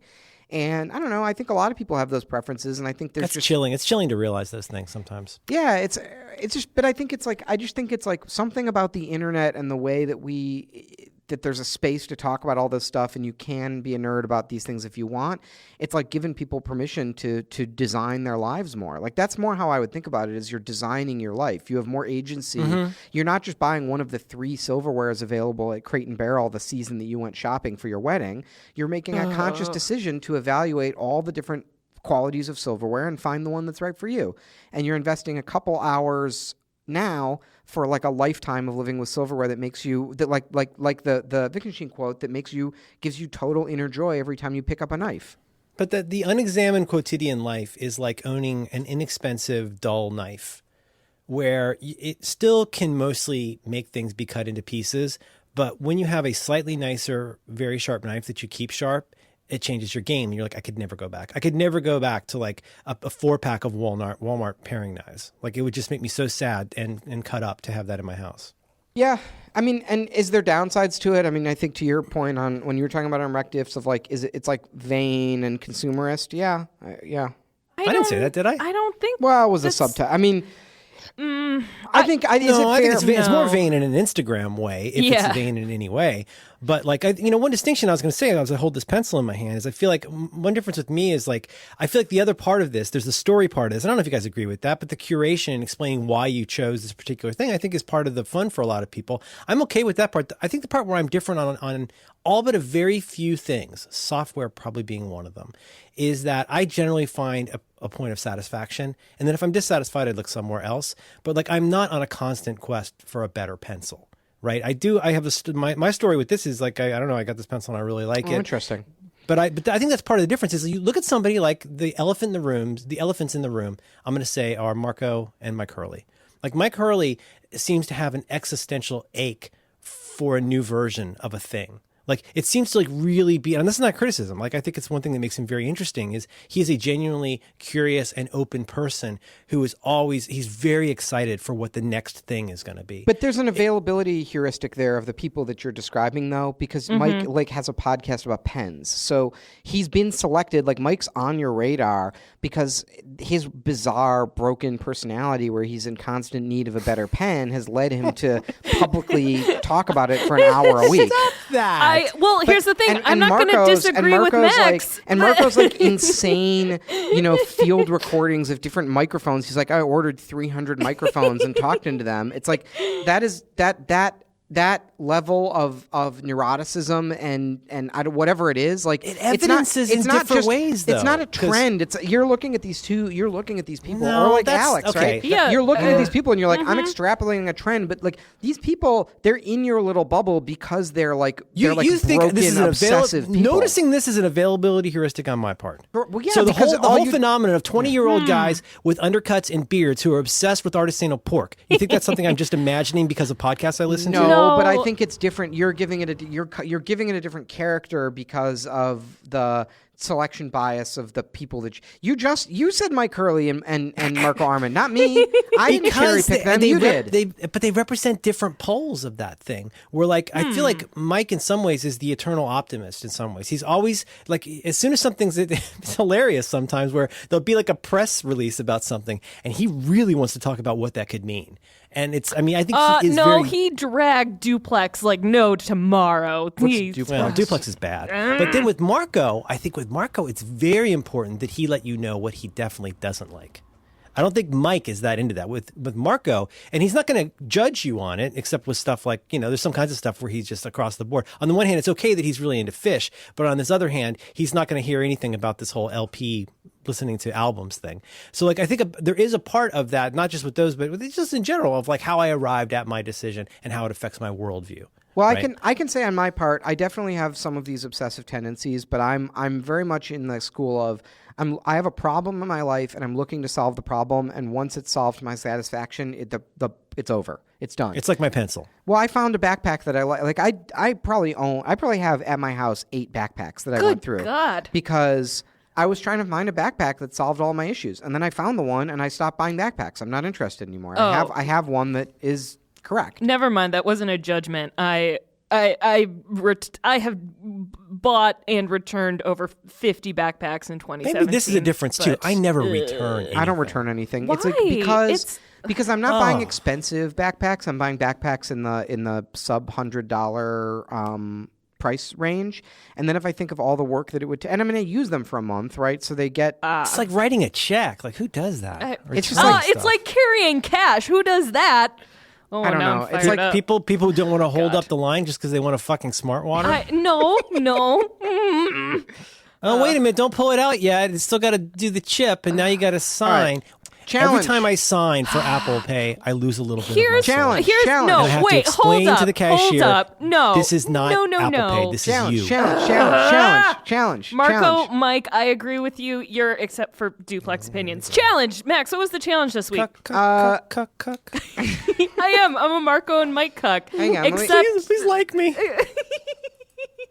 Please like me. oh no. What about Jason Snell? You got anything to say about Jason My Snell? God, these are all nice people I like. That obvious, Merlin, it's all of your fault. If I was not dragged in by that video of you talking about Quicksilver on MacBreak Weekly's video thing, and I would have not been drawn to this lifestyle.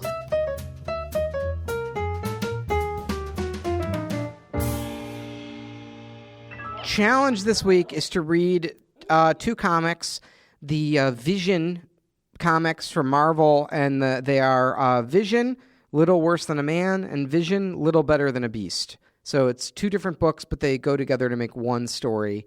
And I found these because Veronica got them, and the cover, I just like the cover art on the Volume 1 Vision, Little Worse Than a Man, and I was like, I am very intrigued by this cover. It looks very unlike the normal superhero bullshit that you see, and I will start flipping through these pages to see what's going on.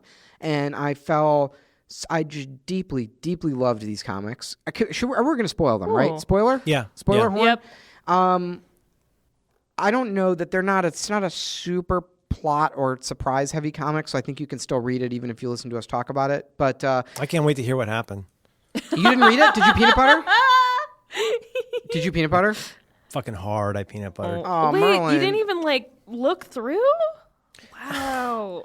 I have been wanting to read. I don't want to dwell on this. I want to hear what you guys say. I'll dwell on it as much as you want to, but no, I just managed my time poorly this week. I've been very stressed out. I managed my time poorly, and I only got through 1 issue. Oh, well, you read some of it. Yeah.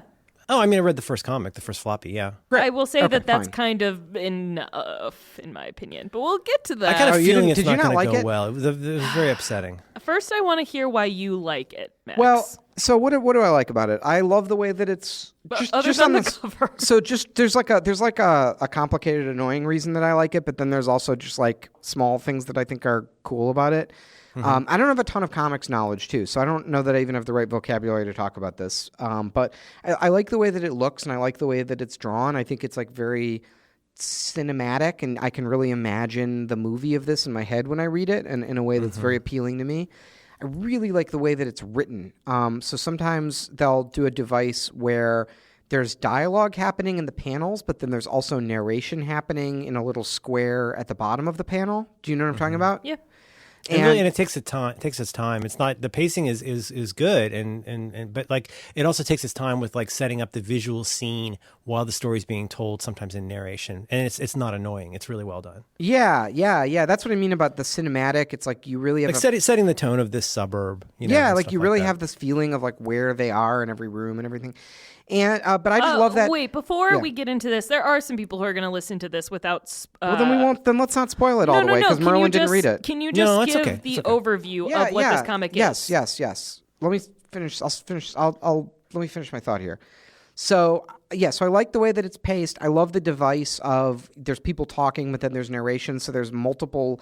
That's the other thing that just really grabbed me about this. I felt that every decision, I felt like they used every part of the buffalo here in a way that I haven't really seen in comics before, at least among the few that I've read, where I felt like there was nothing extraneous. Like everything in this comic was there for a reason, and every little detail was put into every frame for a reason, and every word of it has double and triple meanings, and it just blew me away. Like I just felt like it was so clever and so respected my time and my thoughtfulness as a reader that's what I loved about it.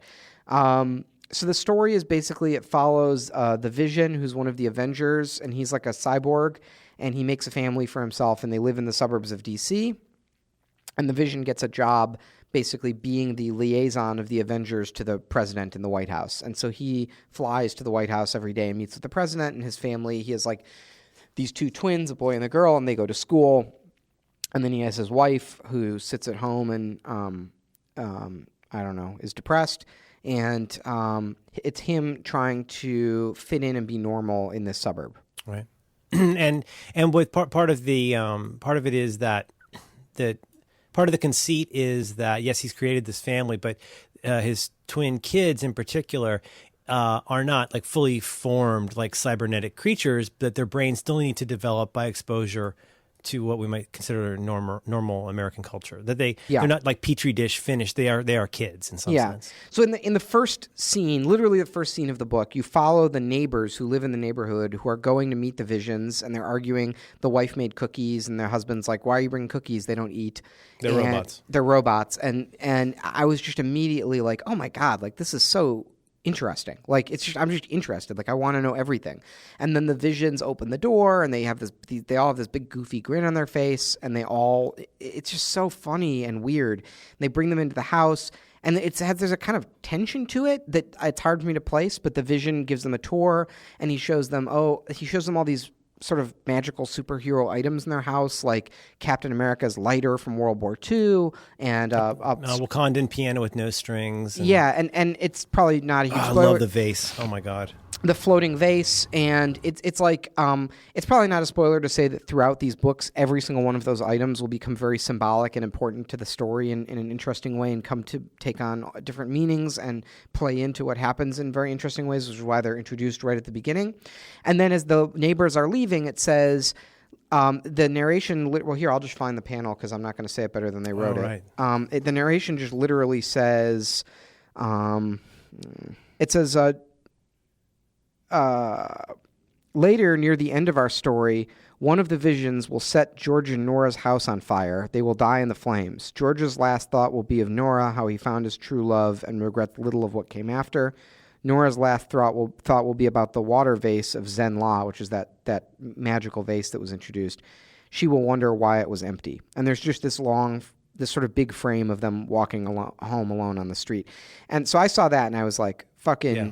Hooked. I'm in. I'm done. I got to read this whole thing now because it's just so creepy and foreboding and thoughtful and interesting. And this, as the story goes on, they introduce all these ethical dilemmas, and there's Shakespeare. There's is it Merchant of Venice with Shylock and his dealing with like feelings of, is it Merchant of Venice? Is he really the bad guy or not? Yeah, right. And his difference, like what does that do to his character? And then so those are all the small things I like about it. And then the big thing I like about it is I just felt like, so I complain on this show a lot about superhero movies and how the best thing you can say about most superhero movies is it's almost as good as a real movie, and that and that even the good ones, which I go see them all, like, but I. Even we fans tend to grade on a curve. Yeah, it's just like I see them all. I feel like they're monotonous and they're boring and they're sort of they only ever, the Marvel movies in particular, only ever reference themselves. Like they have a completely homeostatic, like internal world that is referenced, and they never bring anything in from the outside, or they rarely do. There's like very little to think about or chew on after these movies. Like, I don't know, I just feel like they're shallow in a way that's bad. They're like good movie making, I guess, but they just don't leave me with a lot to chew on. And I thought when I read this, and it just stuck with me, and I was like, this is what superhero movies could be for. Mm-hmm. To me, this is what science fiction and genre fiction are for, which is they show us a world that's a little bit different, and then ask in light of that, what does it mean to be a human? What does it mean to be a person? Like what about our morals? What about our social ties? All of that. And by rethinking it in the light of something like weird and different, we understand something more about ourselves. Or another way to put it, the author Mary Robinette Kowal told me this great thing. She's like, literary fiction is people having extraordinary reactions to normal things, but genre fiction is people having normal reactions to extraordinary things.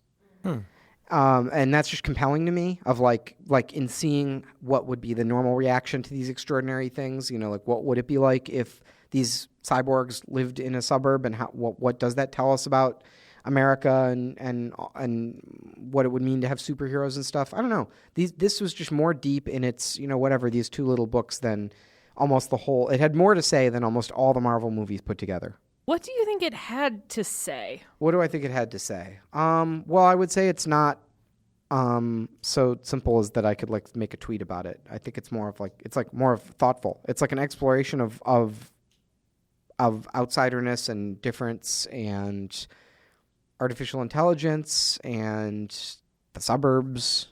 I don't know, America, superheroes, Mailboxes. Dogs.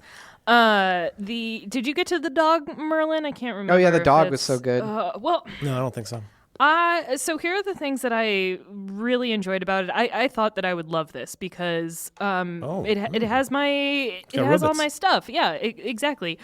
Robots family, robots put in a different, or rather a normal situation, an ordinary situation.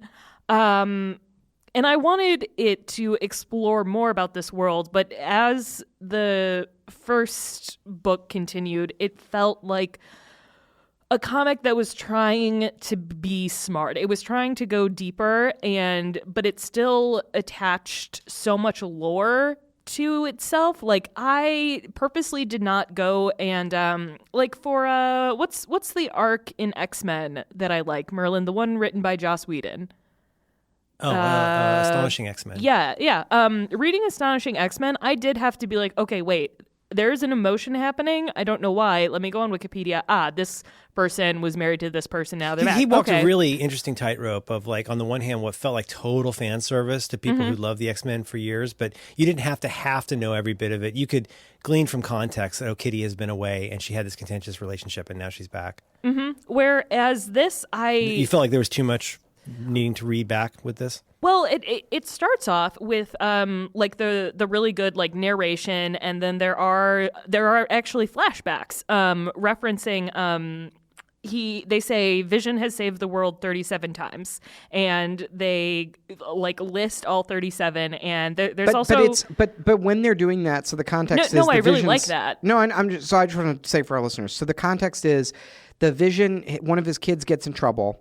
And the Vision gets called into the principal's office, and the principal is sort of scolding him. And in the dialogue bubbles, they're talking about the Vision's kid and the discipline thing. But in the narration, they're saying Vision is thinking about these 37 times when he saved the world. And it says all 37 in the panels while they're having this conversation. So it's this whole subtext to the it's doing something. It's like providing depth and subtext to this interaction that made it just so taut and filled with tension and really interesting and meaningful in a way where I've never seen in a comic before. I thought that was wonderful because they made a boring scene into this like But epic inner The other battle thing, that he's had. so Like the his other thing inner is they tell turmoil. you. I'm actually looking for that scene, which I think is like I believe it's coming up soon here. I'm looking for But basically, when Vision's in the principal's office, they're listing all 37 times, and it's like they give a little bit of context for each time, and they're like, first, what was it? Vision created.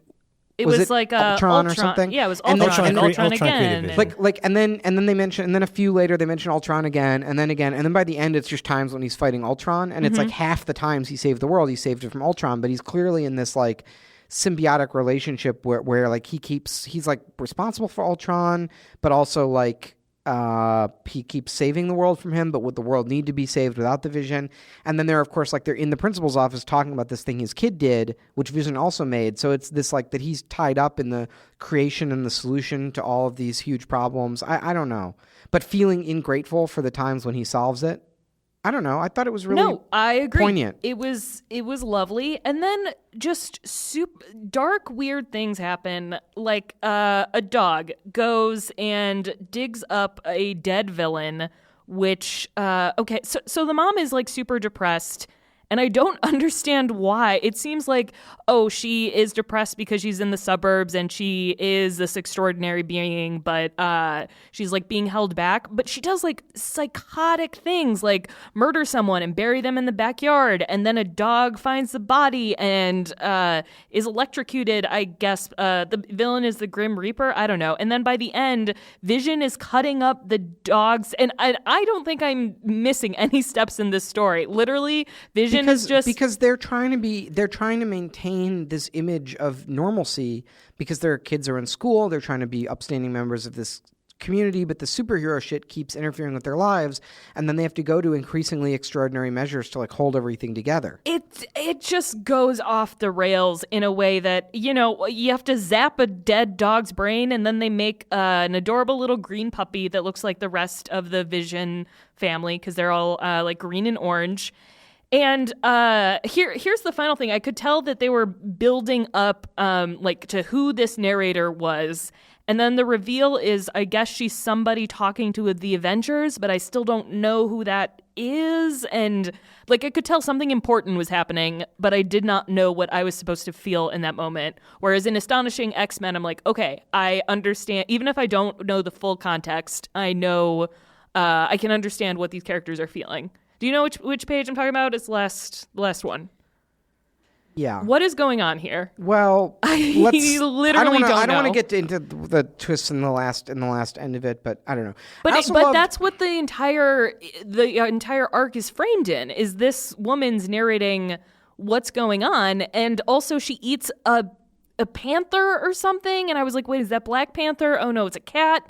I don't. It does make sense. It is explained. Listen, I don't know any of this shit. I've never read a superhero comic in my life before. Like, I don't know any of this stuff, and I was able to piece it together from what they explain in the comic. Like, I definitely think you could read this and know enough about it. But it's related to Scarlet Witch. Remember that whole plot line? She and Vision were together for a long time. Yes, and But that's addressed in the second arc. Right. I don't know. Wait, But that's also why the Vision's wife. That's why his wife is miserable, because he knows that she was created in Scarlet Witch's image, but he still loves the Scarlet Witch. Like, it's interesting. I don't know. It's interesting. I guess they became increasingly unrelatable, like because that's part of the exploration that was cool, because he's trying to be a normal human, but he fundamentally misunderstands parts of the human experience, and the tighter that you try to hold on and control things, the more that it slips through your fingers. Like, that's all tragic. There were a few. Sounds like you're just objecting to the tragic message of the thing, I guess. No. The tragedy. There was just stuff that was like super on the nose. I just sent you my least favorite panel of the entire thing, other than the dead dogs. It just goes through me, and there's Viv, I believe, is phasing. The daughter is phasing through the ceiling. That's a nitpicky thing. I just thought it was funny. She can tell her hand not to be a hand. Yeah. But. I don't know. It got too superhero-y, I guess. And I was expecting something kind of like Hawkeye, I guess, where he's separate from the Avengers, but he's still very much part of the Avengers. I thought it was just going to be like his job in DC. There's a whole scene where he calls his wife, and he's trying to have a normal conversation with his wife, but they're fighting some huge monster with the other Avengers. And it's very funny. The way it's drawn, I mean, you can just picture the comedic beats, the same as if it were filmed. Well, right. And then the tone just shifts so dramatically. I think that's why it felt like I was in two different books at certain times. I don't know. I think you're nitpicking. I think it's great because it's allowed to have different tones. Like, it's not one note. It felt like it had a lot more. To me, it felt like that those contrasts and all that interestingness, and that they're not worried about that. I don't know, that they let it have all that stuff is why I liked it more than normal comic superhero shit. The other thing I like about it that you mentioned was like, you're like, well, there's all the superhero shit that starts to creep into it. Well, the book is very much concerned with like stories and mythology, and the story that Vision is telling about his life and his family and his past, and how other people will remember his story. And so the book very consciously, it like references a lot of Shakespeare. There's some like actual like computer science history. They talk a lot about P versus NP in this in a way that I thought was very cool, very beautiful, and really, really interesting, and really spoke to the cyborg kind of aspect of him.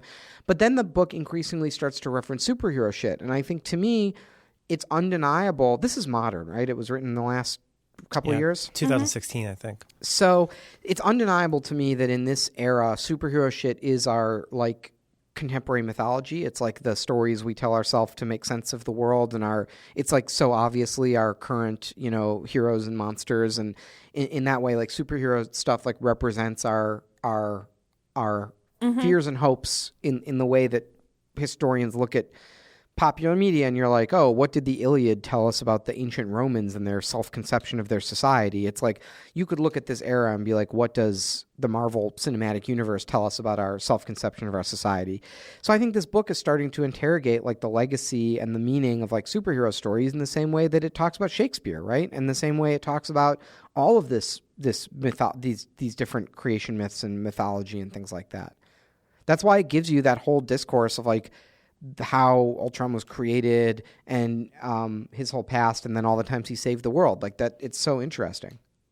I think you're right. I'm nitpicking. Maybe it's because I've read more superhero books, and I don't think that this stands out necessarily. And maybe it's because of the dead. I honestly think that the dead dog stuff genuinely colored my opinion. Like when there's unnecessary violence, it like in Saga, I am not bothered. Like there's some gruesome, horrific stuff that happens, but it's very much like in line with the world and the storytelling.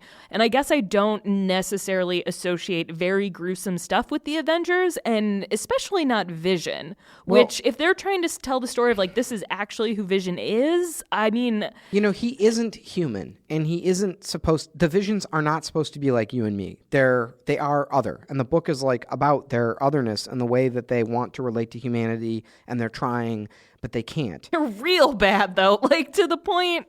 Why does she kill the dog at the end? Like, I really... But I'm just... All the stuff with the dog...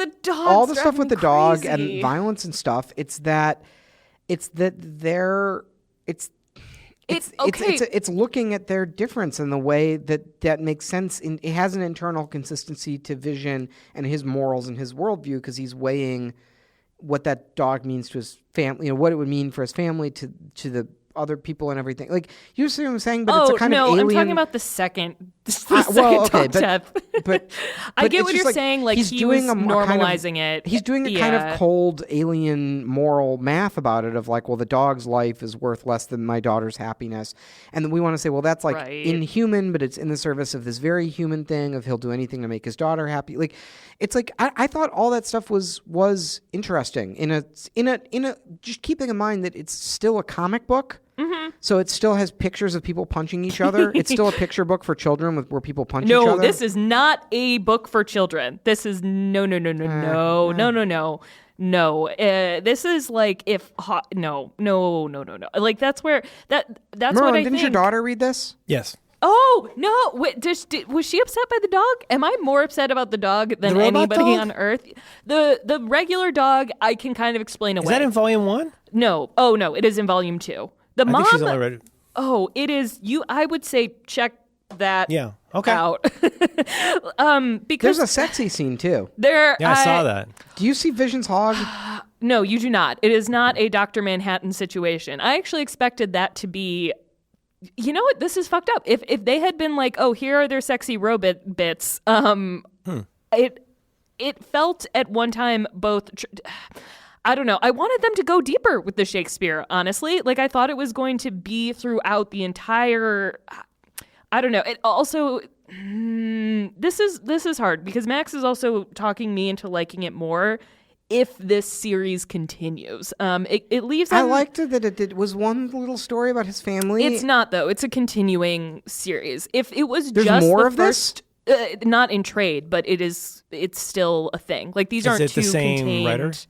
You know what? I will have to check. I believe it's not. the same artist. I really, really like the art, especially because all the thing that Max is saying, I completely agree that the art goes with that. It's kind of the certain kind of style that can be done very badly, but I love the idea of like almost visible pencils, like where you can see that it's a drawing combined with there's this urgency to it.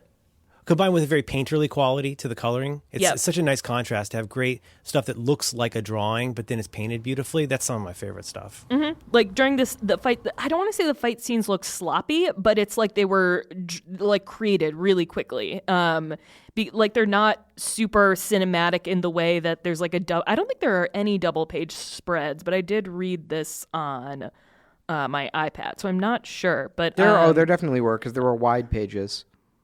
Oh, huh. Interesting. I actually did a couple. I didn't read the entire thing like this, but when I read the second issue a second time because I'm like, do I not like this as much as I think? And I did the single panel thing. Have you tried that where it's like you just do one panel and then It depends what I'm reading it on. moves? Back when I had the giant iPad, I would read full page with the brightness turned all the way up. If I'm reading on almost anything else, I do the panels. It's very interesting and well done. I was not expecting it to be well done. Like how sometimes it's just part of it's part of the panel and then it expands to the whole frame. I just thought that was very cool. Yeah. No, a lot of times that's done like in Comixology. That's done very well. I don't know. I'm excited to see where this goes. Look at how good this panel is. Is that I just Krakoa sent the you. lid? No, that's Which not one? Krakoa. What is that? Oh, Giganto. they But look and at, I love how so like look at some of the decisions here. So first of all, you start up in the upper left hand corner and you read the dialogue bubbles where he's talking to his wife, and he says, Oh, he's the Fantastic Four bad guy. He says, no, wife, I am listening. It's just that I'm also fighting Giganto. And then you have this huge whole page picture of all the Avengers zipping around Giganto. In one picture, you picture the whole fucking boring ass set piece from the Marvel movie. And then it has the narration in the lower right corner after you've already figured out what's going on. Like, it's just so interesting. it's trying to. I think it's trying to be an adult Incredibles, and it doesn't quite get there for me. Adult Incredibles? Yeah, like they're trying to just be these regular people but still do their supers job, and I don't know. Also, the mom was such a bitch. Good Lord. Like I didn't buy But any her of her. entire existence is so tragic. She was created to be. He couldn't. You learn his whole tragic history with Scarlet Witch, right? And he couldn't be with Scarlet Witch, so he creates this woman to be like Scarlet Witch, like from her image, right? Mm-hmm. She's literally built to be his wife and for him to love, but he still likes Scarlet Witch more. So and she's just trying to be normal in the suburbs, but she's like a pink robot. Like the whole thing is so. I don't get it. Like, how is that not explain why she's sad? No, it's explained. It just doesn't seem like a compelling reason based on how Vision has behaved in the past. Because I'm not burdened by any of that, so I'm free to like it. Yes, and that's the thing. I am trying to, which is why I tried to not. I didn't. Didn't look up any Wikipedia stuff. I didn't look up like current Vision stuff. The only thing I know about Vision is know. he's got that one thing in his head, the dinghy.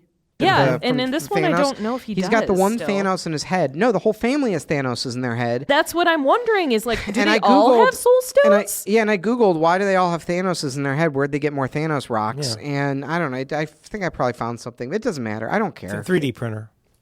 Well, that's interesting though. It's like, how did he create his family? Is his family just an extension of himself? Like the mom is Scarlet Witch, basically, or the kid. He almost addressed it. You know what? It feels like they're going to address it later because then he keeps having to rebuild his family, which is a bummer. I don't know. I feel like I'm ragging on this too much, but I am just surprised. You had high next- expectations. I had I mean, it's robots in the suburbs. Like how I went in there. It was like me going into the Watchmen movie, I think. Yeah. Although I still do like that movie. I love that movie. I I like the title sequence of that movie. It was very good. I liked Blue Penis Man. I thought it was, He was very great. good. I thought he was so good in that role. It's genuinely sad. I mean, the whole thing with when he goes in to get the watch. It's a genuinely very sad scene. Mm-hmm. Great use of voiceover. It's a very good movie. Anyhow, well, I'm sorry you didn't like it. Dude, Merlin, so it was genuinely a time issue with you. You didn't. No, I just hate comics. Yeah.